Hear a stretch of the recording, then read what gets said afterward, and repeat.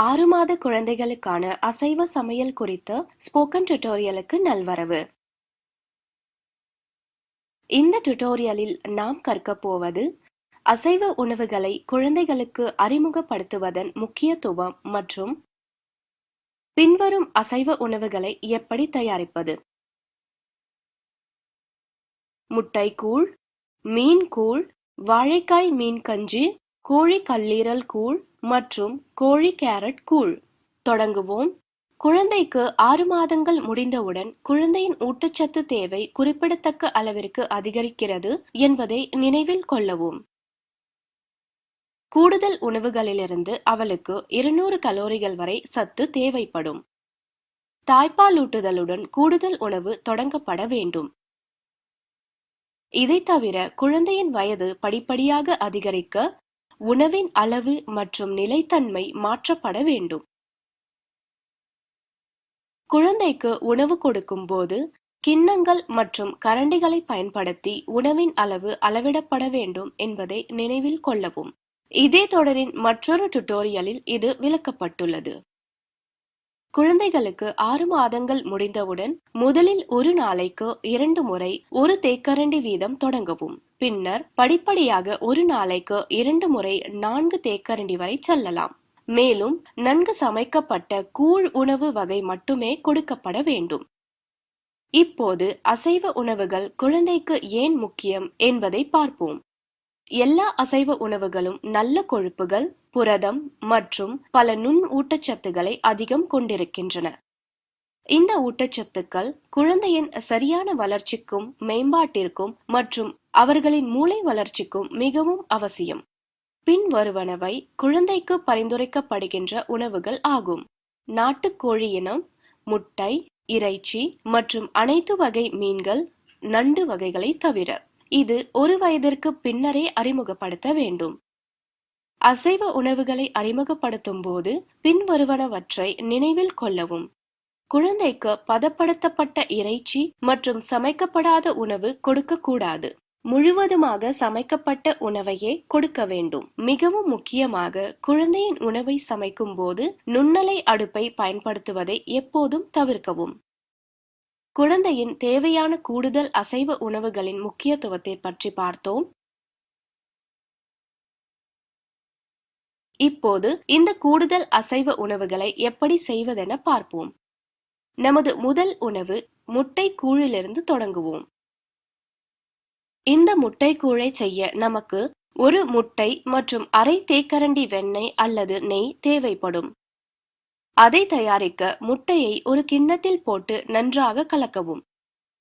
பின் ஒரு ஸ்டீல் பாத்திரத்தில் நெய்யை சூடாக்கவும். கலக்கிய முட்டையை இந்த ஸ்டீல் பாத்திரத்தில் ஊற்றி குறைந்த தீயில் கிளற தொடங்கவும். தொடர்ந்து சமைத்தால் அது முட்டை கூழை எரித்துவிடும். ஆகையால் இடையே தீயிலிருந்து அதை நீக்கவும். கெட்டியாகும் வரை அந்த கலவையை கிளறிக்கொண்டே சமைக்கவும். தீயை அணைக்கவும். முட்டைக்கூழ் தயாராகிவிட்டது. அது ஆறிய பிறகு குழந்தைக்கு ஊட்டவும். நாம் பார்க்க போகின்ற 2வது உணவு மீன் கூழ். இதற்கு நமக்கு தேவை பின்வரும் உள்ளூரில் கிடைக்கின்ற மீன்களில் ஏதேனும் ஒன்றின் 2 துண்டுகள். கருப்பு வவ்வால், வங்கவராசி, வெள்ளை வவ்வால் மற்றும் கணவாய் மீன். கழுவப்பட்டு மற்றும் சுத்தப்படுத்தப்பட்ட மீனின் 2 துண்டுகளை ஒரு ஸ்டீல் பாத்திரத்தில் எடுத்துக்கொள்ளவும். பின் மூடப்படும் வரை தண்ணீரை சேர்க்கவும். இந்த ஸ்டீல் பாத்திரத்தை ஒரு பிரஷர் குக்கரில் வைக்கவும். 3 அல்லது 4 விசில்கள் வரும் வரை அதை சமைக்கவும். ஆறிய பிறகு அந்த மீன் துண்டுகளை ஒரு தட்டில் எடுத்து வைக்கவும். இப்போது எல்லா எலும்புகளையும் கவனமாக நீக்கவும். எலும்புகள் குழந்தையை மூச்சு திணற வைக்குமாதலால் குழந்தைக்கு ஊட்டும் முன்பு அவற்றை நீக்குவது மிகவும் முக்கியமாகும்.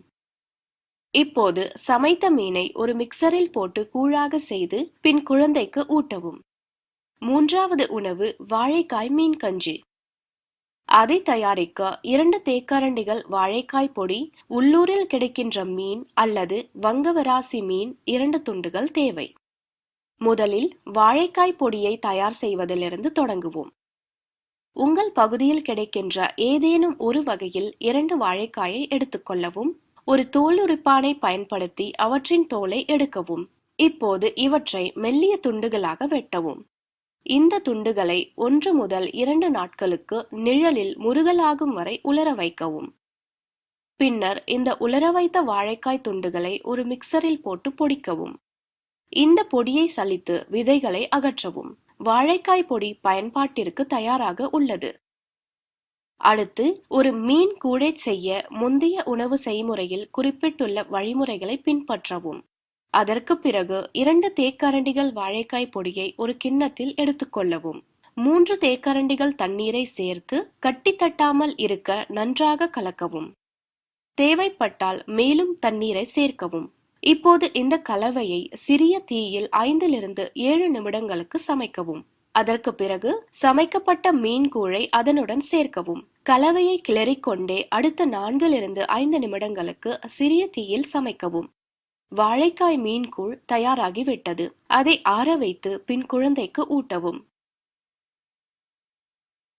இப்போது 4வது சமையல் குறிப்பிற்கு வருகிறோம். கோழி கல்லீரல் கூழ். இதைச் செய்ய ஒரு கோழியின் கல்லீரல் தேவை. செய்முறை: கழுவிய கோழியின் கல்லீரலை ஒரு ஸ்டீல் பாத்திரத்தில் வைத்து தொடங்கவும். அது மூடும் வரை தண்ணீரை சேர்க்கவும். இப்போது இந்த ஸ்டீல் பாத்திரத்தை ஒரு பிரஷர் குக்கரில் வைக்கவும். 3 - 4 விசில்கள் வரும் வரை அதை சமைக்கவும். ஆறிய பிறகு அதனை ஒரு தட்டில் எடுத்து வைக்கவும். ஒரு மிக்சரை பயன்படுத்தி சமைக்கப்பட்ட கோழியின் கல்லீரலை கூழாக்கி குழந்தைக்கு ஊட்டவும். இப்போது 5வது சமையல் குறிப்பை பார்ப்போம். கோழி கேரட் கூழ். நமக்கு தேவையானவை 4 - 5 சிறிய துண்டுகள் கோழி மார்பு அல்லது எலும்பில்லாத கோழி மற்றும் ஒரு கேரட். கழுவிய கோழி துண்டுகளை ஒரு ஸ்டீல் பாத்திரத்தில் வைத்து தொடங்கவும். பின்னர் அது மூடும் வரை தண்ணீரை சேர்க்கவும். இந்த பாத்திரத்தை பிரஷர் குக்கரில் வைத்து 3 - 4 விசில்கள் வரும் வரை சமைக்கவும். அதை ஆற வைக்கவும். பின்னர் அந்த கோழி துண்டுகளை தட்டில் எடுத்து வைக்கவும். அடுத்து கேரட்டை 10 நிமிடங்களுக்கு ஆவியில் வேக வைத்து ஆற வைக்கவும். ஒரு மிக்சரை பயன்படுத்தி சமைக்கப்பட்ட கோழி துண்டுகள் மற்றும் வெந்த கேரட்டின் கூழை செய்யவும்.